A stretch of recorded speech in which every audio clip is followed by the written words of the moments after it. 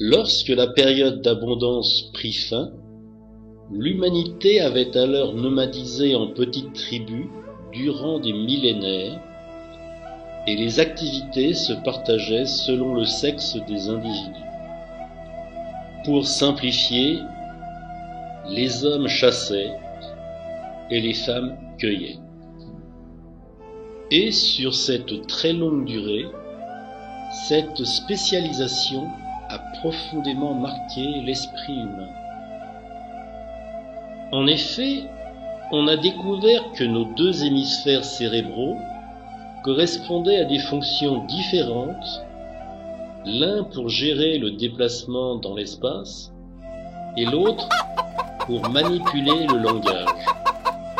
Et ceci s'explique facilement par les spécialisations du Pléistocène. Pour le mâle, la chasse impose une observation patiente de tout l'horizon et un silence absolu pour cause évidente de danger immédiat. Pour la femme, le danger est moins instantané car il est lié à la toxicité des fruits de la cueillette. Elle doit donc prendre son temps dans le choix de la nourriture et s'informer verbalement auprès de ses consoeurs plus expérimentées.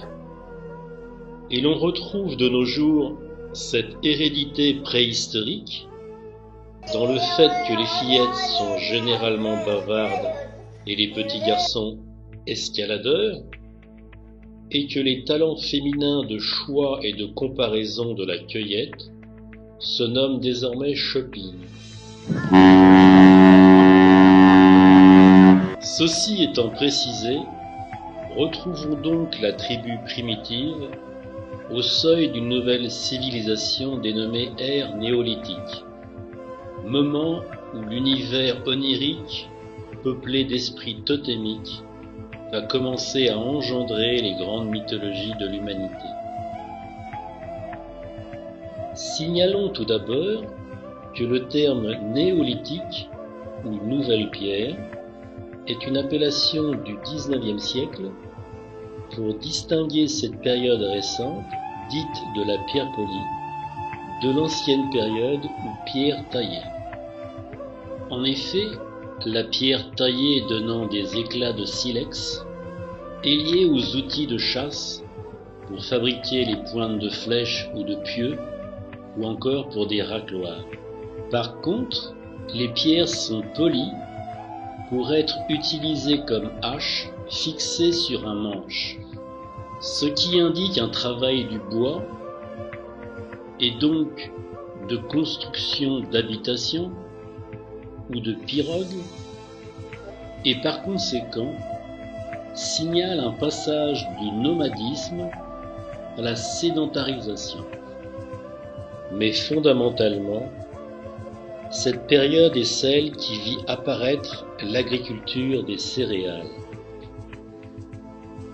Et c'est donc par esprit d'anticipation que les femmes cueilleuses vont observer que les graines de graminées tombées dans la boue avaient germé et poussé l'année suivante pour donner de nouvelles pousses.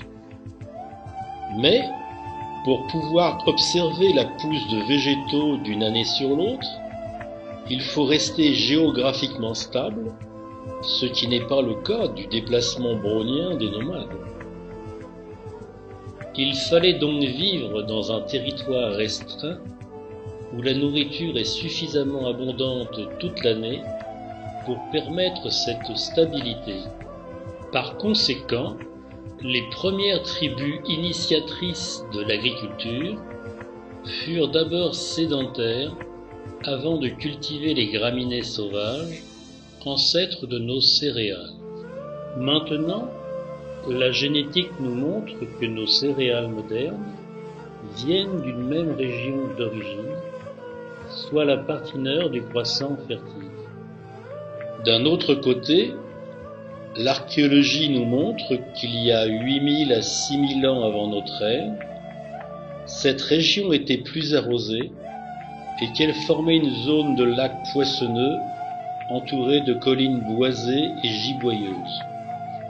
Ainsi, par rapport à la chasse nomade, la pêche apportait une ressource très localisée de protéines permanentes, ce qui permit alors aux femmes d'expérimenter la culture des graminées.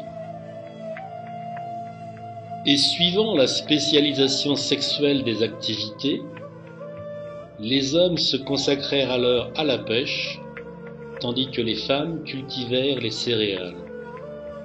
Ce qui fut la source d'une première mythologie agricole.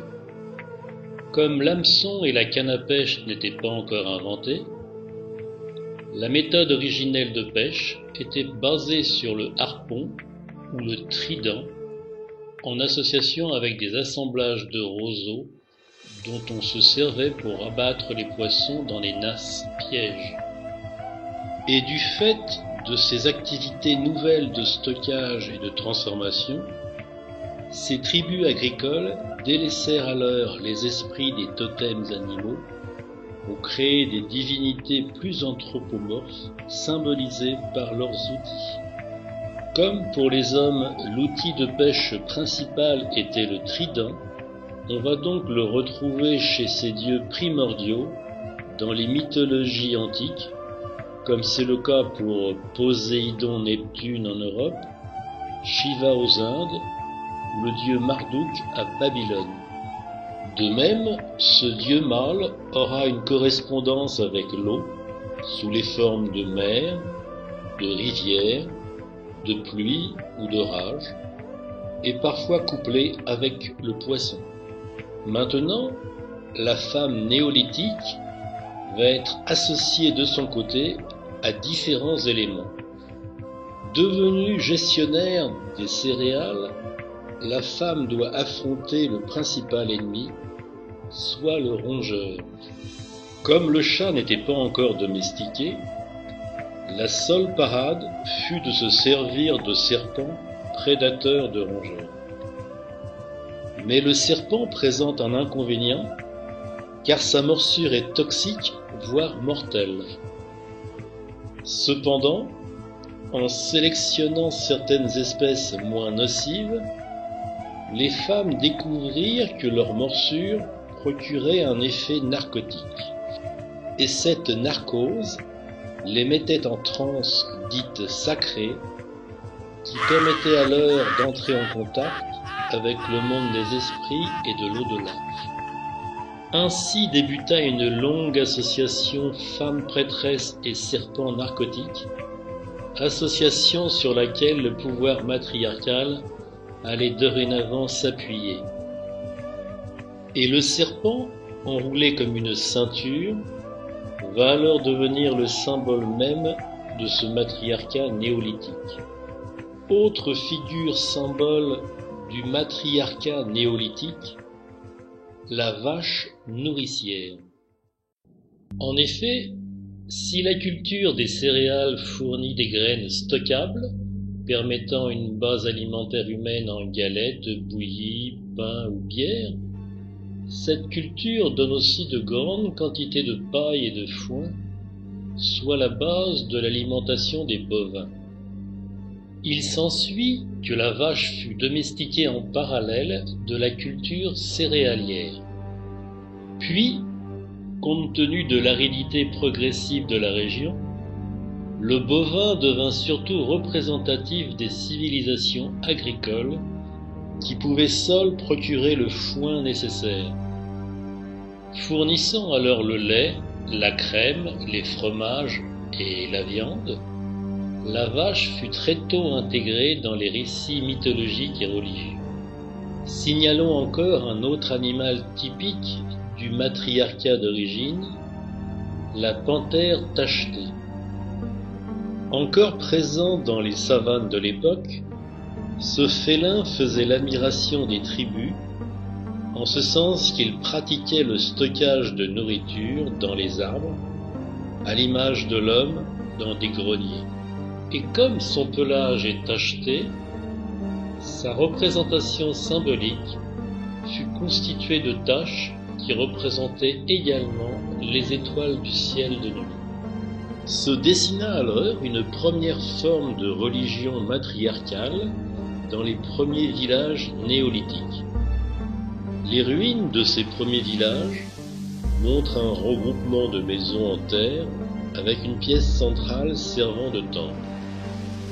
Dans ce dernier, on retrouve les traces d'un culte agraire avec un décor de têtes bovines et des murs peints de serpents et de taches de protection.